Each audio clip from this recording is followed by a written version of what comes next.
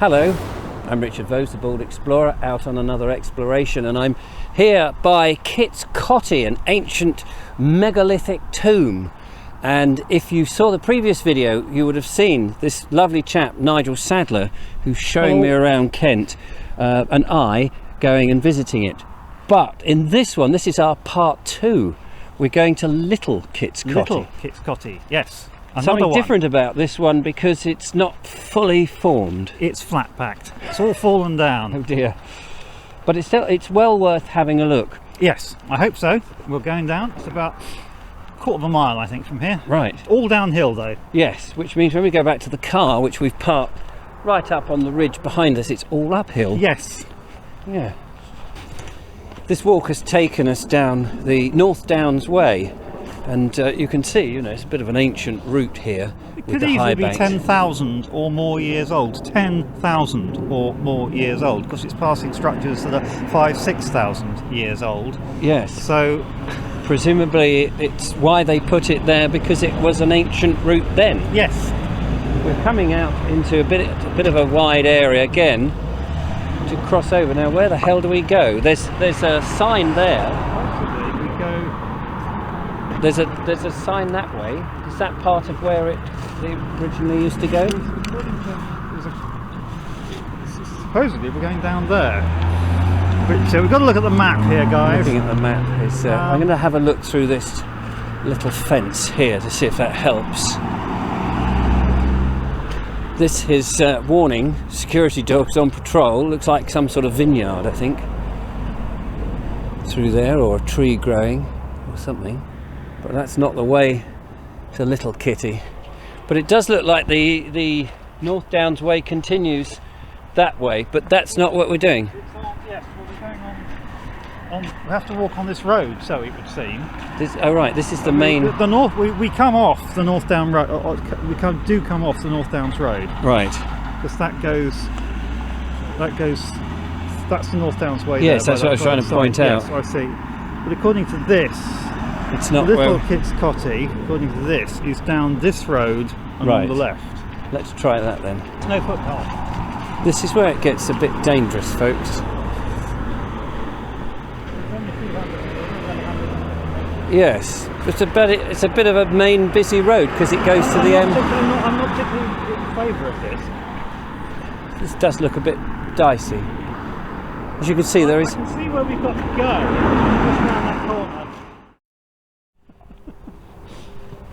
Little Kit's Coty. There is. This is the most dangerous and precarious bit of our journey, as you probably saw. But up here, buried in the hedge, is the sign. A blueberry hedge, even. Oh yeah, blackthorn with not blueberries. They're sloes. Clover. Yes. So and then you get the entrance to it. So it makes you wonder that probably very, very few people get to come down here. So it's handy we've done it for you. You'd easily miss it. You would easily miss it, yes, that's right.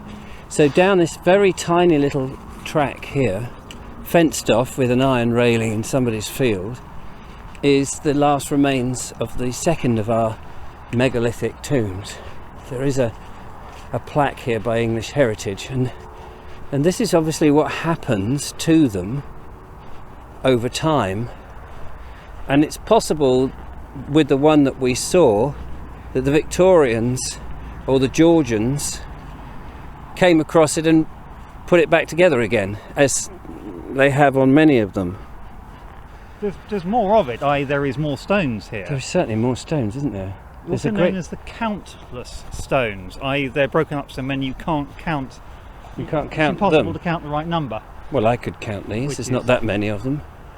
Like the Rollright stones in Oxfordshire, supposedly you can never count the correct number. Oh, that's a place. Sorry, the Countless Stones is a place. Sorry, this site is also known as locally as the Countless Stones. So it says on the sign over there. Oh, yes, you just read it, ladies and gentlemen. Just read it. Amazing. So these Sarsen Stones again, presumably, because that's what the megaliths like to use. And the Sarsen Stones brought down by the glaciers, is that right? I guess so. I don't know where these would have originally come from or where they found these locally. Because it is a sedimentary stone. It's that you know, if you look at it, sometimes you can see the fossilised bits and pieces in them. This now is covered in lovely lichen, or lichen as some people like to say. Again, we're on the side of a hill, or quite at the bottom of that ridge. Yes. Would this be contiguous with the previous one that we saw? Yeah, they should both have existed at the same time. Probably were both open at the same time. Two different clans? One would assume so. Right. Okay. And I don't know what the orientation. Well, if this is at the east end, like most of them seem to be. We'll see what the sign says, but because once it's collapsed like this, you can't really tell which way. No, but did you not say that they commonly are? Commonly they are at the east end, and it would seem a bit odd. If that one's east end and this one isn't the because east the end. North Downs way goes that way, yes, and therefore this would be the access route from it, and that North Downs way being an ancient trackway. Yes. And of course, I mean, that's not to say back in megalithic times they couldn't have come across this way and diverted. Normally faced east, or more or less east. Yes. Well, there's a lot of stones here, as you can see, that have tumbled over and have been now probably neglected since the collapse. And no graffiti on these, unlike the other one, which we saw some interesting Victorian graffiti. But which sort of suggests that it fell before the Georgian Victorian period, when they might have done they clearly haven't. It's possible that this had actually got buried and was discovered in more recent times. Yes. It's interesting when you get to a site like this, Nigel, because I know you were telling me, you know, you assume somebody somewhere has done all the research, that is a book about it, there's a thesis, there's this, that and the other. But we actually know everything about everything. Yeah, well, we ought to. But we don't. No. And now you were just telling me off camera, and I've got you to sort of tell me on camera, this business about the fact that it was written up, maybe 100, 200 years ago when first found, and then... I don't know when the last set of investigations were done here, or when a report was written up about it, but I bet it was a long time ago. And, you know, dotted the I's, crossed the T's, book is being published somewhere. But I'm sure there's a hell of a lot more about this site that is not known. And yes. Modern archaeological techniques could extract loads.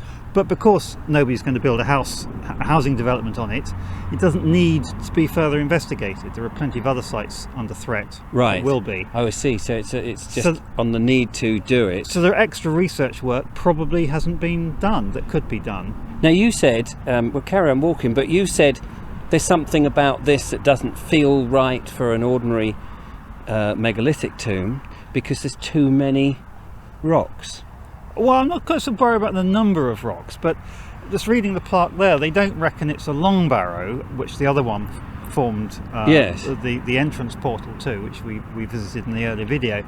But this one is supposedly like a round barrow with this in, and apart from in Ireland, you don't generally get that, and there are just too many. Too many. It's almost like a quarry for the bits that they didn't use for building the other one, but that doesn't make sense either. No, but they also claim that it could be circular with a load of circle of stones around it.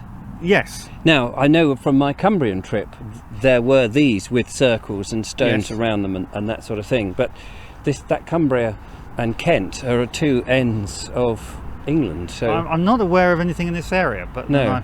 What do I know?